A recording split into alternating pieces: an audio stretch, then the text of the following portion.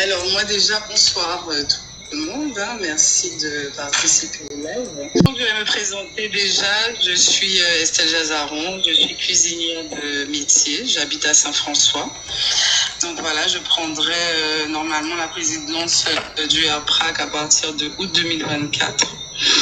Alors, date d'anniversaire de participer donc à ce live, ça serait de déjà faire un point, de faire un point aussi, de recueillir des témoignages sur les produits qui vous ont, les prix des produits ou des services qui vous ont le plus marqué ces derniers temps, donc en Guadeloupe ou autre part aux Antilles, pour qu'après nous on puisse mener nos actions par rapport à ça.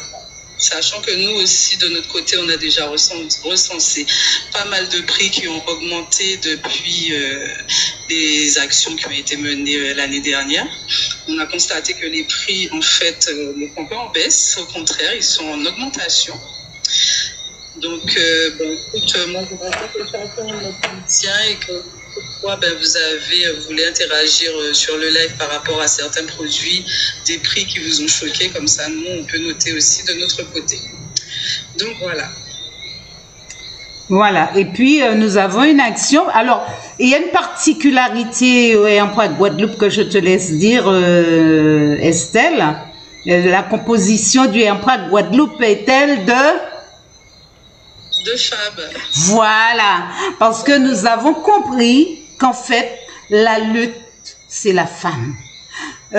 Souvent, c'est vrai, j'ai eu beaucoup d'échecs pour pouvoir trouver, voilà, des successeurs, ça n'allait pas, voilà. Mais on a compris aujourd'hui que la femme a sa place dans la lutte. La femme, elle est déterminée dans ce qu'elle fait, elle a du vouloir, mais elle a aussi de la détermination et du courage. Donc, le AirPrat Guadeloupe, sa particularité, ce sont les femmes. Elles sont composées, l'association est composée que de femmes. Il y a Estelle, il y a moi, coprésidente, il y a Marie Guadeloupe, qui est une femme forte. On a besoin d'elle. Estelle, tu me dis les autres prénoms. Dis les autres prénoms. On a Christina aussi, donc voilà, donc nous sommes à 4 et puis le but aussi c'est que le peuple aussi rejoigne beaucoup les mouvements qu'on va mener, les actions qu'on mènera par la suite. Tu t'éteins ma belle, tu t'éteins.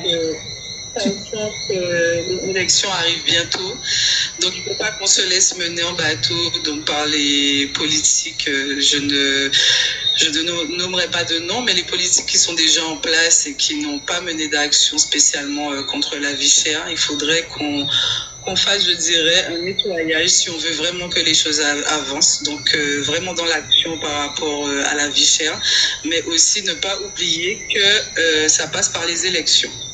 Donc, voilà. Tout à fait. Et j'aimerais que tu dises quelque chose parce que tu es dans un domaine bien précis où tu touches de près la réalité de la cherté de la vie, c'est-à-dire que tous les produits dont on a besoin en matière de cuisine, etc. Et nous savons que la restauration est la vitrine également représentative de nos départements d'outre-mer, puisque c'est à travers cette culture culinaire que nous arrivons à faire passer nos produits et puis présenter, c'est un tableau de la Guadeloupe. Alors, je voudrais que tu te prononces là-dessus. Je sais que tu as le discours pour l'avoir lu. Alors effectivement, moi je suis dans le domaine de la restauration qui est très touché par la vie chère parce que les restaurateurs, faut pas qu'on oublie effectivement, comme tu disais, que c'est la vitrine, c'est notre vitrine culinaire, hein, notre tourisme passe également par la restauration qui est une grosse économie donc pour la Guadeloupe, mais qui dépérit et qui dépérira de plus en plus parce que les produits sont très chers. On achète les produits 30 à 40% plus cher qu'en métropole. Et donc, on est obligé malheureusement d'augmenter les prix en restauration. Donc, ça a un impact sur la population, évidemment, qui de moins en moins peut se payer le restaurant. Ça a un impact également sur nous, restaurateurs, puisque pour payer les employés, on a de grosses charges, sachant qu'on paie déjà les produits très chers et les taxes. Donc les charges salariales, ça descend pas spécialement pour nous, donc ce sont les mêmes. Et la restauration, ben, je pense, alors comme dans d'autres domaines, hein, mais bon, c'est mon domaine, donc je parle de ça, où on trouve un très gros impact de la vie chère sur la restauration. Les restaurateurs ne se plaignent pas beaucoup, mais ils souffrent énormément du prix des produits qui ont flambé ces dernières années. Donc, on se retrouve à augmenter les prix des prestations et éventuellement les prix des repas. Et même les repas emportés, tout le monde peut faire le constat, qui ont beaucoup augmenté ces dernières années. D'accord. D'ailleurs, nous allons mener campagne, on va dire ça, hein, puisque c'est pas de la politique, mais c'est de la sensibilisation au niveau de la population. Nous allons aussi œuvrer au niveau des restaurateurs pour qu'ils rejoignent ce mouvement de vie chère en Guadeloupe. Donc, on a déjà commencé un travail, c'est-à-dire on fait pas beaucoup de bruit, mais on travaille en sous-marin de sorte que lorsque la septembre, qui aura une date anniversaire du ENPRAC arrive, que nous soyons OK avec ça. Et nous avons aussi la voix des 500 femmes. Donc, c'est une action qui a été écrite par moi. J'ai présenté à Estelle, entre autres, l'action, la voix des 500 femmes. Comme je l'ai précédemment dit, que nous savons très bien que c'est la femme qui fait les courses. C'est la femme qui connaît les souffrances de ses enfants, parce que avant même que le père ne soit informé, la femme de son corps, de son ressenti physique, sait que son enfant a un mal-être. De son ressenti moral, sait également que son enfant a un mal-être. Donc c'est la femme qui ressent les besoins alimentaires de son enfant. Entre guillemets, hein, je ne vous délaisse pas, hein, les hommes. Hein. C'est juste pour vous dire que le lien direct avec un enfant, c'est quand même la mère. Parce que pour avoir, voilà, on a coupé le cordon, mais le cordon de manière invisible est toujours présent.